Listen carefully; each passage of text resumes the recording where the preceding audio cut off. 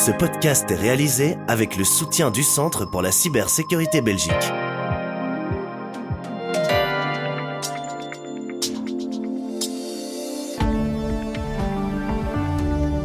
Voici Z sur 7, votre podcast quotidien. Aujourd'hui, nous sommes le samedi 21 septembre. Et votre podcast aujourd'hui est animé par Anne Marchand. Bonjour à tous et à toutes. Aujourd'hui, dans votre podcast, Belfius monte au capital de l'assureur français Alan qui vient de faire une levée de 173 millions d'euros. Nous entendrons Marc Rézière, CEO de Belfius, une décision stratégique. Nous avons décidé d'arrêter de commercialiser nous-mêmes nos produits d'assurance collective. Les Belges, les plus gros consommateurs de cava au monde, un business florissant. On partira à la rencontre de la marque Ola. Elle a su s'installer sur le marché belge et on vous explique comment avec son fondateur Christopher Herweg. Notre qualité, c'est bien apprécié pour le consommateur belge parce qu'on a aussi adapté cette qualité au goût belge. On terminera avec le regard d'Hamid Faljaoui, directeur de Trends Tendance sur l'actualité.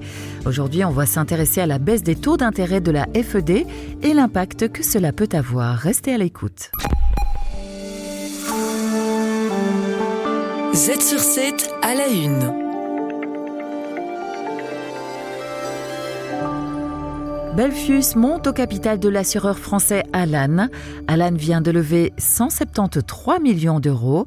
Le bancassureur belge est l'un des principaux contributeurs de cette opération. Ce partenariat va permettre à Belfius de proposer les produits Alan à ses clients. La start-up française est déjà active en Belgique auprès des entreprises avec des téléconsultations et des plans de prévention personnalisés. Marc Rézière, CEO de Belfius. Nous avons décidé d'arrêter de commercialiser nous-mêmes nos produits d'assurance collective. Et ça, c'est une décision stratégique. Et nous avons décidé de commercialiser au travers de nos réseaux, nos corporate bankers, nos business bankers, les produits d'Alan. Parce que nous estimons qu'ils sont excellents, que malgré des investissements majeurs, nous ne pourrions pas arriver à leur hauteur. En parallèle, Belfius monte aussi au capital de Mistral AI, le grand concurrent européen de ChatGPT. Le montant de l'opération n'est pas dévoilé. Marc Rézière, encore une fois. Nous allons créer ce qu'on appelle un Belfius AI Lab qui va regrouper entre 25 et 50 ingénieurs spécialisés dans l'intelligence artificielle avec comme premier objectif que eux, ces ingénieurs et ceux de Mistral, créent pour Belfius à horizon début 2026 le meilleur personal assistant au monde. Ce partenariat vise donc à intégrer de l'intelligence artificielle dans les applications de Belfius qui permettront de vraies conversations interactives avec les clients. Bram Sommers, CTO de Belfius. L'ambition clé que nous avons chez Belfius, c'est surtout au niveau d'accessibilité. D'être accessible 24 sur 24, 7 sur 7 pour toutes les questions au niveau bancaire, produits bancaires, services bancaires ou de produits et de services de Belfius Assurance. Donc au niveau accessibilité et de façon digitale mais aussi non digitale, via la voix, c'est ça en fait notre ambition clé. Le développement de l'intelligence artificielle devra aussi servir en interne au sein de Belfius pour améliorer la productivité du bancassureur belge. Z sur 7 à la une.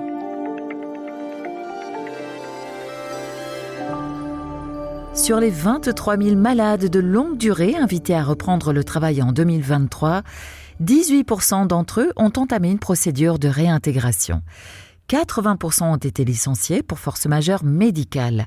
Bruno-Henri Vincent, avocat en droit du travail, vous explique ce principe. La force majeure médicale est une situation qui se présente quand l'état de santé du travailleur, celui qui est affirmé en tout cas parce que ce n'est pas très investigué, c'est très superficiel comme examen, ne semble plus permettre la reprise du travail dans le futur, ni dans la fonction exercée, ni dans une fonction de remplacement. L'employeur peut donc se séparer de l'employé légalement, sans indemnité, et ce, grâce à la réforme du système l'an dernier. Jusqu'en 2022, les entreprises devaient proposer un processus de réintégration. Ce processus débouchait parfois sur du travail, parfois sur un licenciement en cas d'échec. Les échecs étaient nombreux et donc, le système a été modifié.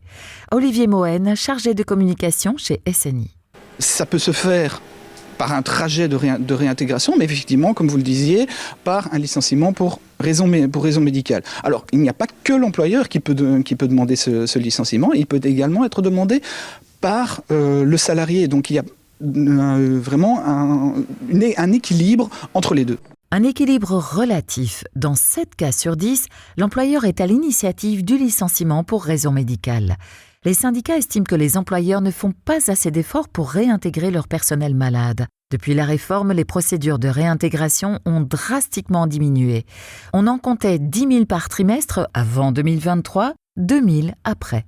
Olivier Mohen, chargé de communication SNI. Mais ce qu'il faut bien comprendre, c'est que pour une PME, c'est pas toujours évident parce que le travail supplémentaire qui est là, mais il doit être fait par quelqu'un d'autre, soit par un autre employé, avec les risques que ça peut avoir sur la surcharge de travail pour cet autre employé, ou par le patron lui-même, qui lui a déjà d'autres choses à faire en termes de gestion, par exemple.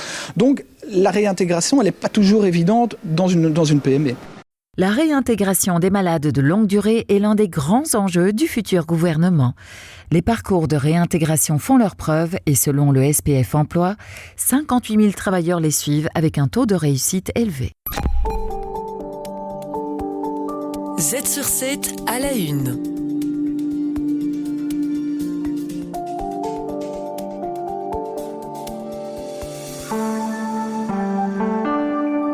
« 60 verres de cava sont consommés chaque minute en Belgique.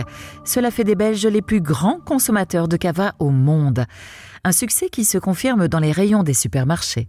Karima Gauzy, porte-parole de Delhaize, pour vous présenter l'ampleur de ce phénomène. Parmi tous les vins effervescents, on retrouve le cava en première position, loin devant les autres, en fait, avec 37% de volume de consommation. Et derrière, on a 24% pour le Prosecco et 18% pour le champagne. Donc vraiment, le cava est loin devant. Une des marques en hausse, c'est Ola.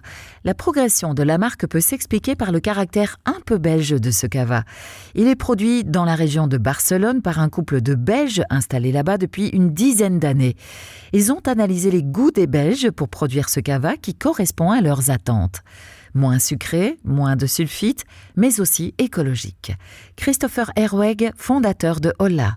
Notre qualité, c'est bien apprécié pour le consommateur belge parce qu'on a aussi adapté ces qualités au goût belge. Ça, c'est, je pense, notre avantage contre notre compétition, qu'on a vraiment une idée. On fait le vin espagnol, mais avec l'idée belge. Et pour ça, le marché belge, c'est un des plus grands marchés pour nous. L'adaptabilité à chaque marché fait le succès de la marque. Ola est passé en 10 ans d'une petite production de 5 000 bouteilles à plus de 3 millions de bouteilles vendues dans 35 pays. 25% de cette production est aujourd'hui consacrée au marché belge. Z sur 7, le podcast quotidien de Trends Canal Z. Comme à chaque épisode de votre podcast journalier, on retrouve notre expert boursier pour nous parler de l'évolution des marchés actuels. Suite à la baisse des taux de la FED de cette semaine, certains étaient surpris par l'ampleur de cette baisse, mais apparemment, ce n'est que le début. Nicolas Deltour, Head of Investment Strategy chez Belfius. C'est une bonne nouvelle et ça n'est qu'un début parce qu'on le disait la semaine passée, d'une semaine à l'autre, d'une quinzaine à l'autre, les regards changent de rive de l'Atlantique, mais ils se posent toujours sur les banques centrales. Les banques centrales, finalement, commencent à donner le tempo sur les marchés. De plus en plus d'économistes s'accordent à dire qu'on ne fait qu'amorcer le début d'un cycle d'assouplissement monétaire, donc de facilitation de l'économie, et ce, tant en Amérique qu'en Europe.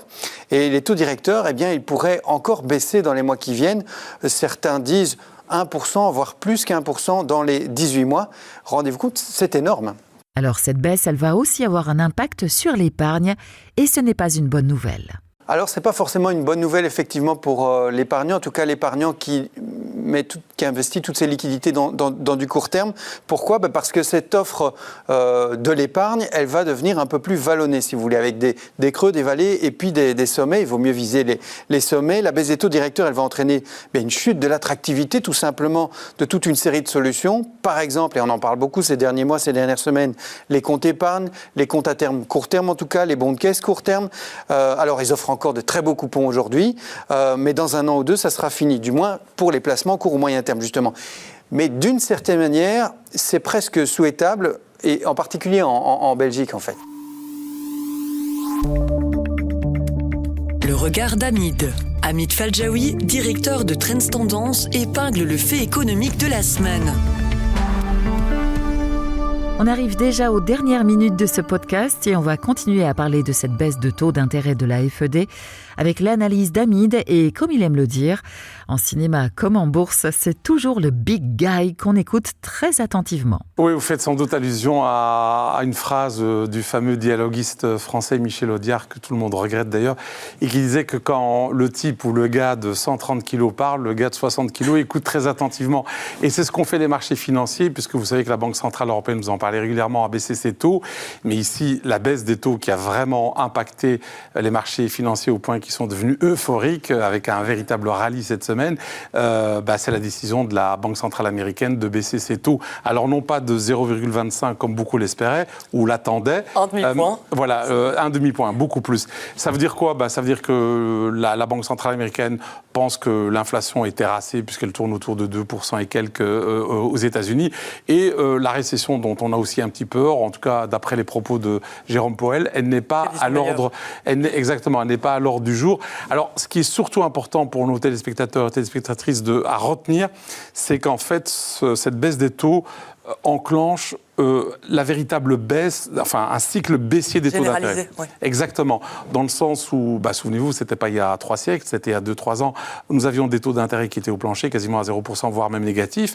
Et puis, il y a eu évidemment le rattrapage économique post-Covid et puis l'invasion de l'Ukraine qui ont fait que l'inflation a repris du poil de la bête. Et donc, pour casser cette fièvre inflationniste, eh bien, toutes les banques centrales aux États-Unis ont augmenté les taux d'intérêt pour casser justement cette fièvre, je dirais, inflationniste, à tel point, par exemple, la BCE, la Banque Centrale Européenne, elle a augmenté ses taux de 4,50% en 1 an et demi, donc en 18 mois. C'est énorme. C'est carrément une hausse verticale. Une hausse verticale. Et donc ça... Alors, ce sont plutôt des bonnes nouvelles. Ça veut dire que ce sont des bonnes nouvelles pour les entreprises, pas pour les épargnants, mais je pense que Nicolas vous en parlera tout à l'heure. C'est plutôt une bonne nouvelle aussi pour, les entreprises, les particuliers, les consommateurs, pour la dette publique, certainement par effet ricochet. Ceci dit, maintenant, on croit toujours que l'économie américaine va bien, et c'est vrai qu'elle est résiliente, mais bon, certains économistes remarquent aussi que le consommateur américain est très endetté et que sa croissance de son endettement est plus forte que la diminution du coût du crédit, c'est-à-dire de louer de l'argent. Et on le voit bien avec le taux des impayés des cartes de crédit. Il est au plus haut depuis 2012, il est à 9%. Donc on verra ce que ça donnera plus tard, on verra. Malgré tout, la tendance est quand même à l'assouplissement des politiques monétaires. Et ça, c'est une bonne nouvelle pour l'or. Oui, là, autant qu'on reste dans les figures cinématographiques, c'est lui de Funès. Non, c'est Yves Montand, je crois. Il est l'or, Monsignor. L'or, Monsignor. Donc voilà. Et c'est vrai que l'or se porte bien. Je crois qu'il a dépassé les $2 600 l'once. Pour une simple raison, c'est que l'or, vous le savez, ne rapporte aucun intérêt, aucun dividende. Et à partir du moment où la première monnaie du monde, le dollar, voit, son rendement diminuer et que la dette publique voit aussi son rendement diminuer, eh bien, par effet ricochet presque mécanique, le dollar prend des couleurs. Alors certains imaginent même que l'or pourrait, ou le métal jaune pourrait monter à 3 000, 4 000. Moi, j'en sais strictement rien parce que je ne suis pas un expert. À mon avis, comme dirait l'autre, seul Dieu le sait, mais j'ai pas son portable. Merci à tous et à toutes d'avoir écouté ce podcast. On se retrouve demain avec l'invité du Trendstalk. Demain, on recevra Louis-Charles Mosseret, CEO d'Electra Belgique, pour parler des voitures électriques.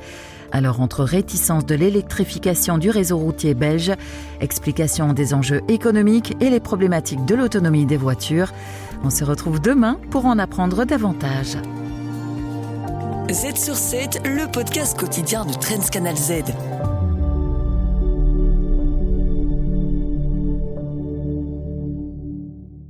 Ce podcast est réalisé avec le soutien du Centre pour la cybersécurité Belgique.